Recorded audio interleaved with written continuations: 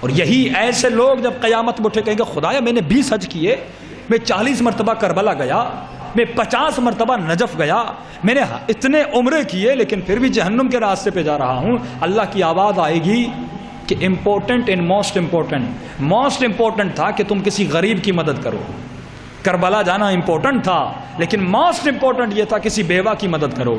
حج پہ جانا امپورٹنٹ تھا لیکن موسٹ امپورٹنٹ یہ تھا کہ اگر کسی مومنہ کے گھر میں جہیز نہیں اس کے جہیز کے لیے پیسے دو. علی کی زیارت پہ جانا امپورٹنٹ ہے لیکن موسٹ امپورٹنٹ یہ ہے کہ اگر کوئی شیعہ کینسر کے مرض میں مبتلا ہے تو اس کی بیماری کا خرچہ دے. کتنے ایسے یتیم بچے ہیں جو گھروں میں اور یتیم خانوں میں، کتنے ایسے شیعہ ہیں جو پل رہے ہیں لیکن ہم سکون سے اپنے گھروں میں سوتے ہیں کہ بھائی ہم اطاعت کر رہے ہیں. امام حسین بھی اطاعت اور طاعت کر رہے تھے. مولا کون سا مدینے میں بیٹھ کر اللہ کی اطاعت نہیں کر رہے تھے؟ نماز پڑھ رہے تھے، روزہ رکھ رہے تھے، حج پہ جا رہے تھے، عمرے کر رہے تھے، وہاں پر مومنین مسلمان آتے تھے، مسائل پوچھتے تھے، مولا سب کے جواب دے رہے تھے. لیکن مولا فرماتے یہ بھی طاعت ہے، اس سے بڑی طاعت ہے کہ میں لوگوں کے دین اور ایمان کو بچاؤں. اپنے گھر کو چھوڑا، کربلا کو اختیار کیا. آیت اللہ بہجت اس دنیا سے جانے سے پہلے ایک واقعہ بتاتے ہیں. فرماتے یہ دنیا، یہ نفس اتنا ملعون ہے کہ انسان کو دشمن اہل بیت بنا دیتا ہے.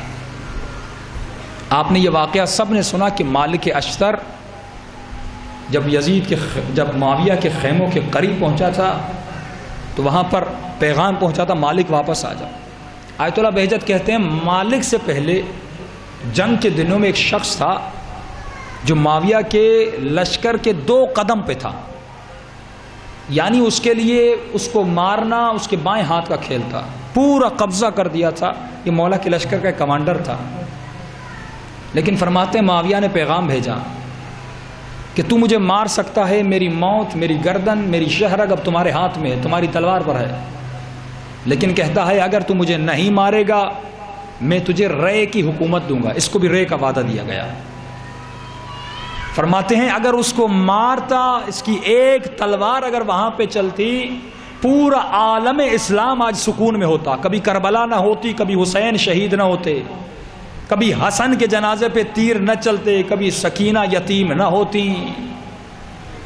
لیکن ایک حکومت کا وعدہ اس کو ملا کہ رے کی حکومت تمہیں ملے گی.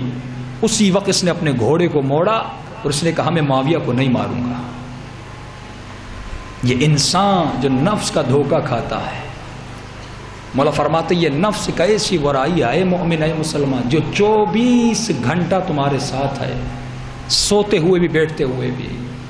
مولا علی جب جنگ سے واپس آتے ہیں بدن پہ تیروں کے نشان ہیں، خون بہ رہا ہے. فرماتا یا رسول اللہ کیا خدا مجھ سے راضی ہو گیا؟ رسول کی آواز آتی یا علی ابھی تو جہاد اصغر کر آیا ہے، جہاد اکبر باقی ہے. کہ یا رسول اللہ جہاد اکبر کیا ہے؟ کہ اپنے نفس کے خلاف جنگ کرنا، اپنے نفس کو موت دینا. اور یہ صرف واقعات پڑھنے کے اور واہ واہ کرنے کے نہیں ہیں کہ مولا علی کسی کو بچھاڑتے ہیں، اس کے سینے پہ سوار ہوتے ہیں، وہ ملعون لعاب دہن مولا کے چہرے پہ پھینکتا ہے، لیکن مولا اٹھ کر کھڑے ہو جاتے ہیں، بعد میں اس کو مار دیتے ہیں. پوچھا کہ علی کیوں کیا؟ مولا فرماتے کیونکہ میرا نفس شامل ہو گیا تھا. علی اپنی زندگی میں کبھی اپنے دشمن کو نہیں مارتا، یا خدا کے دشمن کو مارتا ہے یا رسول کے دشمن کو مارتا ہے. اور حسین نے بھی کبھی ایسا نہیں کیا. فرماتے ہیں جس ملعون نے امام حسین کے ساتھ یہ ظلم کیا تھا نا، یہ امام حسین کے لشکر میں تھا. امام حسین اس کو بلاتے ہیں، فرماتے ہیں اب بھی وقت ہے کہ میرا لشکر چھوڑ کے چلا جا، اب بھی وقت ہے میرا ساتھ چھوڑ کے چلا جا.